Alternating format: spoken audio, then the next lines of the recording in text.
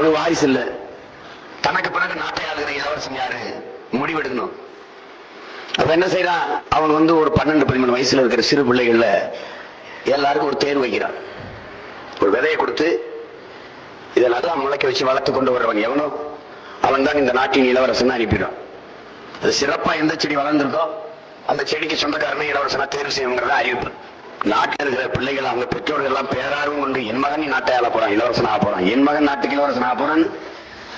தொட்டியில மண்ணை போட்டு அதுல விதையை போட்டு தண்ணியை ஊற்றி வளர்க்கிறான்.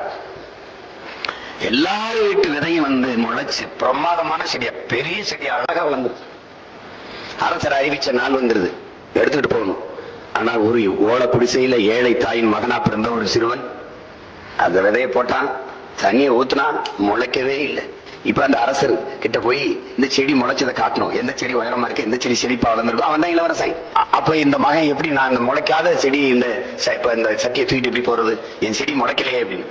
நீ போ அரசிட்ட போய் சொல்லு, நான் விதை போட்டேன், நீங்க கொடுத்த விதையை போட்டேன், அதுக்கு உரம் வைத்தேன், அதுக்கு தண்ணி ஊற்றினேன், நன்றாகத்தான் பராமரித்தேன், ஆனா முளைக்கலைங்கிற உண்மையை சொல்லிட்டு வா போ அப்படின்னா அம்மா சொல்றதுக்காக அந்த முளைக்காத அந்த சட்டியை தூக்கிட்டு போறான். எல்லாரும் வரிசையில நின்று காட்டுறாங்க. பாக்குறவங்க பார்வையாளர்கள் இந்த செடி அருமையா இருக்கு, நல்லா வளர்ந்துருக்கு, இவன் தான் இளவரசனாவான், இல்ல இவன் தான் இளவரசனாவான், இவன் செடி நல்லா வளர்ந்துருக்கு, இவன் தான் இளவரசனாவான்னு தேடிட்டு இருந்தான். எல்லாம் பேசிட்டு இருக்கான். மன்னர் ஒவ்வொரு செடியா பார்த்துட்டு இங்கிட்டு போங்க, இங்கிட்டு போங்க, இங்கிட்டு போங்கன்னு சொல்றாரு. கடைசியா முளைக்காத அந்த அந்த சட்டியை வச்சுக்கிட்டு அந்த ஏழை சிறுவன் நிற்கிறான். அவனை பாக்குறாரு. அரசே, நீங்க கொடுத்த விதையை இதுல நான் போட்டேன், அதுக்கு வேண்டிய அளவு உரம் வச்சேன், தண்ணி தொடர்ச்சியா ஊத்துனேன், நான் முளைக்கல அப்படின்றான்.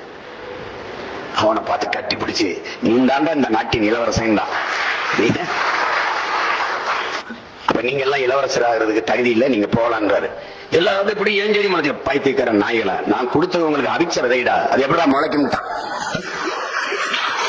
ஒரு நாட்டுல ஒரு ராஜா தனக்கு பக்கபலமா இருக்கிறதுக்காக, கூட துணையா இருக்கிறதுக்காக ஒரு தளபதியை தேடுறாரு.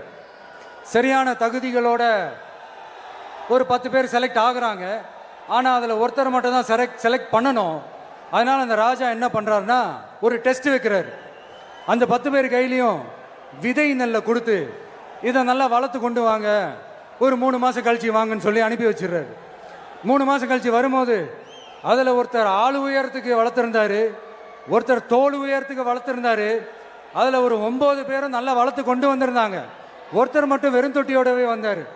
என்னன்னு கேட்டதுக்கு, நானும் தண்ணி ஊத்தி ஊத்தி பாக்குறேன், உரம் வச்சு வச்சு பாக்குறேன், வளரவே மாட்டேங்குது ராஜா, என்ன பண்றதுன்னு தெரியலன்னு சொன்னதுக்கு ராஜா அவரை கட்டி அணைச்சிக்கிட்டு, இனிமே நீதான் என்னுடைய தளபதி, எல்லா அதிகாரமும் உனக்கு தான் சொன்னாரு. ஏன்னா அந்த 10 பேர் கையிலையும் ராஜா கொடுத்தது அவித்த விதை நெல், அது முளைக்கவே முளைக்காது.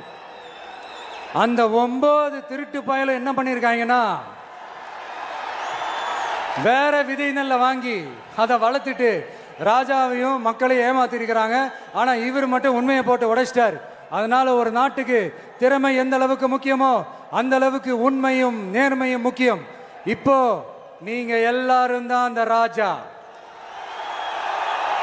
நீங்க தேர்ந்தெடுக்க போற அந்த தளபதி